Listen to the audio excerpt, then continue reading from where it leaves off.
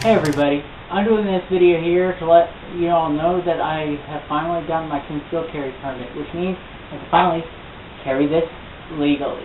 Yep, I'm finally going to carry around my Smith & Wesson NNT Shield so I can give you all full testing again. And don't worry everybody, this thing is loaded and handled safely. Alright, so yes, I got that in, but to me it took too long. It took 3 weeks and 1 day to get here. From the time I applied for it to the time I got it, 3 weeks, 1 day to the dot. And to me that's too long, especially since the person that told me that, or the person that fingerprinted me told me it's going to be, 2 weeks about. So I guess that's in the about time range, but still, to me it took too long to get here. But I thought of this the other day.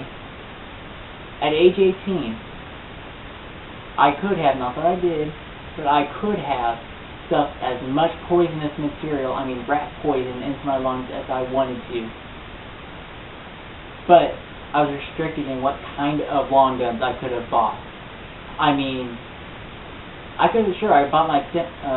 bought my Remington 597. Great. And in that time period, I also bought my Mossberg 500.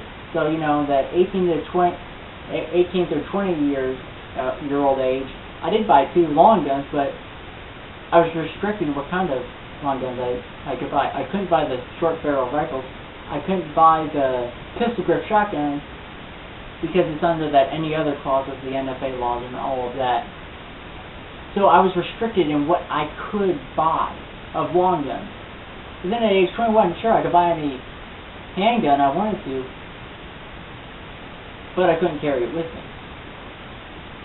So what's the use of a concealed carry handgun if it's at your house?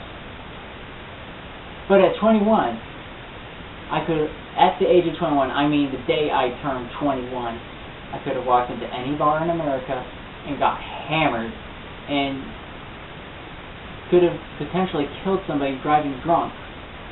But yet, nobody needs any kind of background check or any license to drink. As long as you're of legal age, you can drink. You can go into any bar in America, pay your money, and drink as much as you want to. But I had to go through an extensive background check. I had to pay too much money to fit into my college budget, and I had to wait for all of that to come around just to do what I am constitutionally allowed to do. These constitutional rights that we're given, the 10 Amendments, the Bill of Rights, whatever you want to call it, these are rights that our founding fathers said, and I agree with them, were given to us by God, not by each other, not by some government entity that said, okay, you can have these, but we are given this by our Creator Himself. So we are not as Americans, but as humans, should be born with this right, and we are, but we're only allowed to have it in certain countries and states. So why in the world do I have to be licensed to be responsible? How come that as long as I'm of the legal age, I can stuff poisonous materials into my body as much as I want? Addictive, destructive, judgment-altering, all these substances I can put into my body as long as I'm of the legal age. But I can't take one of these. I can't have one of these on me to protect myself and others from threats that could jump out at me, and I don't know when they're come. I can't do that until I am legally allowed to do it. Does that bother anybody else besides me?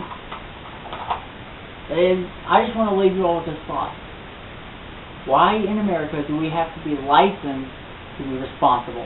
And with that, I'll remind you all to walk a Christian walk and carry a loaded Glock.